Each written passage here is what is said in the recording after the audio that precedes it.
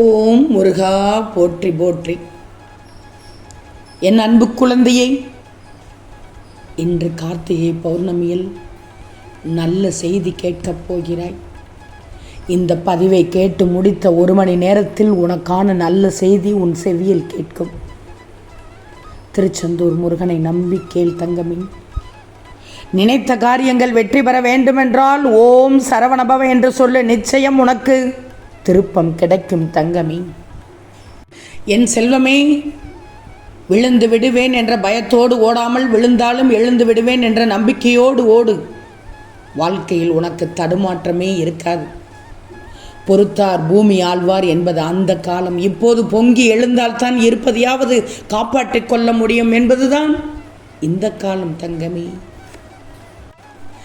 உனக்கு தொல்லைகள் வருகிறதா, துன்பங்கள் வருகிறதா, தடைகள் குறுக்கிடுகிறதா? துவண்டு போகாதே. இந்த நேரத்தில் தான் நீ துவண்டு விடக்கூடாது. அதுதான் வாழ்க்கை என்று உன் திறமைகளுக்கு நீயே முற்றுப்புள்ளி வைத்து விடக்கூடாது. அதையும் மீறி உன்னால் முடியும், எதிர்கொள்ள முடியும் என்ற மன உறுதியோடு சிகரத்தினை நோக்கி சலிப்பின்றி சென்று கொண்டே இரு. எந்த தடைகளுக்கும் நீ பயப்படக்கூடாது. நீ முருகனின் பிள்ளை.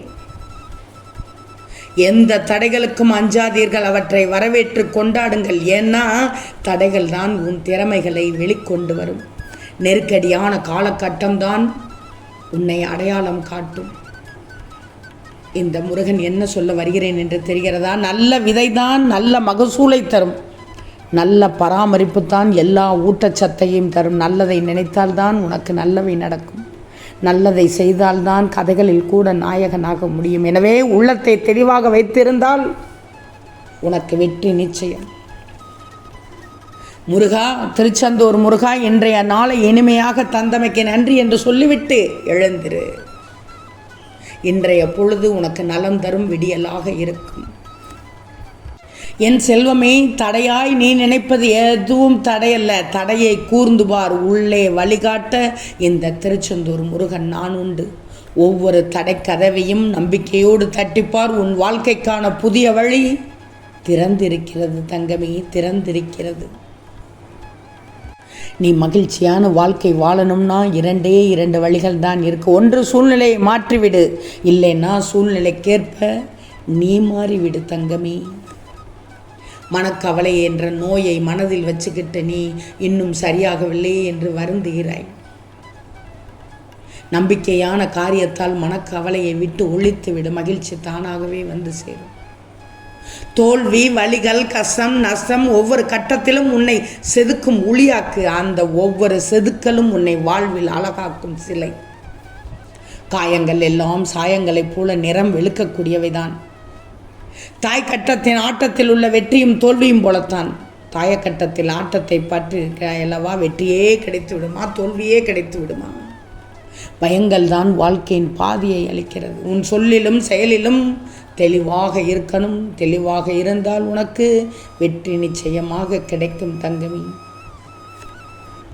உன் வாழ்க்கையை நல்ல விதத்தில் மாற்றி அமைக்க இன்று கார்த்திகை பௌர்ணமியில் உன் திருச்செந்தூர் முருகன் எந்த வடிவத்திலும் எந்த உருவத்திலும் உன்னை நேரில் பார்க்க வருவே. கவலையை மட்டும் விட்டுவிடு. கவலையை மட்டும் விட்டுவிடு தங்கமே. வலி, வேதனை, ஏமாற்றம் எல்லாம் வாழ்க்கையின் இறுதி கட்டம் அல்ல. வாழ்க்கையை புரிந்து கொண்டு பயணிப்பதற்கான முயற்சி கட்டம் அது. இங்கு தயங்குபவர்களுக்கும் பயப்படுபவர்களுக்கும் யோசிப்பவருக்கும் எதுவும் சாத்தியமில்லை. உன்னுடைய துணிவு வெற்றியின் முதல் படி. உன்னுடைய முயற்சி வெற்றியின் முதல் படி. எதிர்பார்த்து காத்திருந்த ஒன்றை எதிர்பாராமல் கிடைக்காத போதும்தான் நீ மன ரீதியாக, உடல் ரீதியாக தாக்கம் ஏற்படுகிறது உனக்கு தங்கமே. அதை விடுத்து எதிர்பார்த்தது கிடைக்கவில்லை என்றவுடன் துவண்டு போய் மன விரக்தியில் உனது முயற்சிகளை கைவிட்டு விடக்கூடாது. விடாமுயற்சி என்பது முடிந்தவரை முயல்வது அல்ல. அதை கிடைக்கும் வரை நீ முயற்சி செய்து கொண்டிருப்பதுதான் விடாமுயற்சி. விடாமல் செய்யும் முயற்சி தான் விடாமுயற்சி. கனவை நனவாக்கு. வாழ்க்கையில் வெற்றி பெற நினைக்கும் நீ ஒரு குறிக்கோள். கனவு என்பது மிக மிக அவசியம். கனவை மட்டும் கண்டு கொண்டிருப்பது வெறும் கனவாகத்தான் இருக்கும். கனவோடு இணைந்து நீயும் செல்லணும். அப்போதான் நடக்கும். உன் வாழ்க்கையில் உன் இலக்கை அடைவது எப்படி என்று யாரும் வந்து உனக்கு பாடம் எடுக்க மாட்டார்கள், கற்றுக் கொடுக்கவும் மாட்டார்கள். அவர்கள் என்ன நல்லவர்களா, நீ நன்றாக இருக்க வேண்டும் என்றா நினைக்கிறார்கள்? அப்படி நினைத்தால் தானே உனக்கு பாடம் எடுப்பார்கள், கற்றுக் கொடுப்பார்கள். இல்லையே, அங்கு நீ ஜெயித்து விடக்கூடாது. அவர்கள்தான் அவர்களுடைய மனம். புரிந்து கொண்டாயா?